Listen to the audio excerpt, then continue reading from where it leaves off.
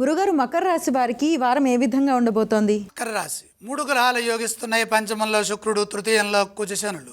లక్ష్మీ యోగం శుభప్రదం. ప్రతి ఆలోచన ఆర్థిక స్థితిని మెరుగుపరుస్తుంది. ఆదాయ మార్గాలు పెరగడానికి కాలం అనుకూలిస్తుంది. అందుకు తగిన కార్యాచరణను రూపొందించి బుద్ధిబలంతో పనిచేయడం చాలా అవసరం. ఎంత శ్రమిస్తే అంత ఆర్థిక స్థితి మెరుగుపడుతుందని గమనించండి. ధనాదాయ మార్గాలకు అవకాశం సుగమమవుతుంది. కృషితో నాశ దుర్భిక్షం అన్న విధంగా పనిచేయాలి.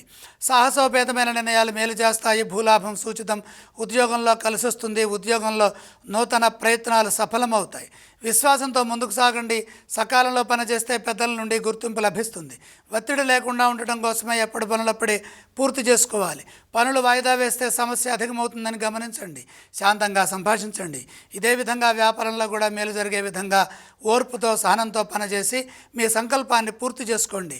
శుభ ఫలితాలు వచ్చే విధంగా వినయపూర్వకంగా సంభాషించండి. చంచలత్వం లేకుండా ముందుకు సాగండి. ఈ రాశి వారు ఏ స్తోత్రాన్ని పఠించాలి? మకర రాశి వారు శ్రీ సూర్యనారాయణ మూర్తిని స్మరించడం మంచిది. మకర రాశి వారు ఏ ఆలయాలను సందర్శిస్తే శుభ ఫలితాలు కలుగుతాయి? 3 గ్రహాలు యోగిస్తున్నాయి. శ్రీ విష్ణుమూర్తిని దర్శించండి. ఈ రాశి వారు ఏవేవి దానం చేయాలంటారు? 6లో గురుదోషం ఉన్నది. శనగలు దానం చేయండి.